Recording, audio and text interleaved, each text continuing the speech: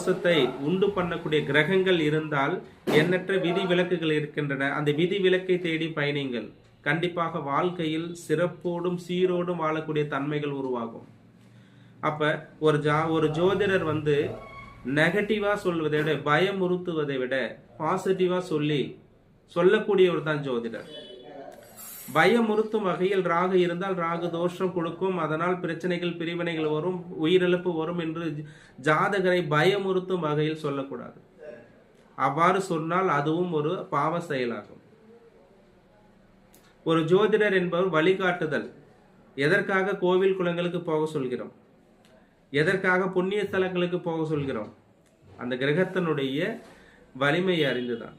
அந்த கிரகம் நமக்கு தவறான பலனை கொடுக்கும் என்றால் இந்த கோவிலுக்கு செல்லுங்கள் என்று சொல்லக்கூடிய ஒரு ஜோதிடர் அவர்களை பயமுறுத்தும் வகையில், ராகு இருந்தால் ராகுவை தான் திருமணம் செய்ய வேண்டும். எந்த ஜோதிட நூல்கள் சொல்லப்பட்டிருக்கு சொல்லுங்க பார்ப்போம்.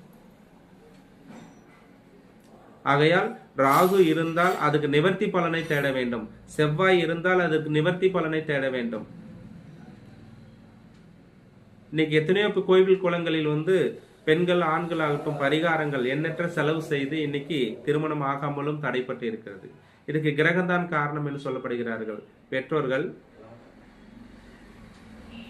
ஜோதிடர்கள், அந்த ஜாதகர்.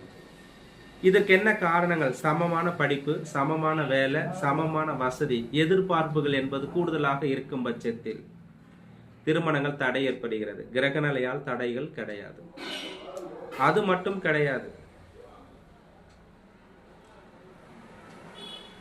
ஒரு இலக்கை அடைய வேண்டும் என்றால் உன்னை இழந்தால்தான் அந்த இலக்கை அடைய முடியும்.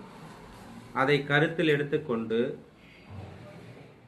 வரன்களை இணைப்பதுதான் சரியான ஒரு விஷயம். 100% மிக துல்லியமாக ஜாதக இணைவு கிடையாது.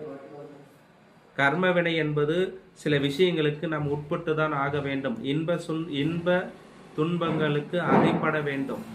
மானிட பிறவை என்பது இன்பமும் இருக்கும் துன்பமும் இருக்கும்.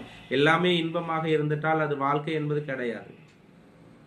அப்ப இன்ப துன்பங்கள் இருந்தால் மட்டுமே அது கஷ்டம் நஷ்டத்தை உணர முடியும்.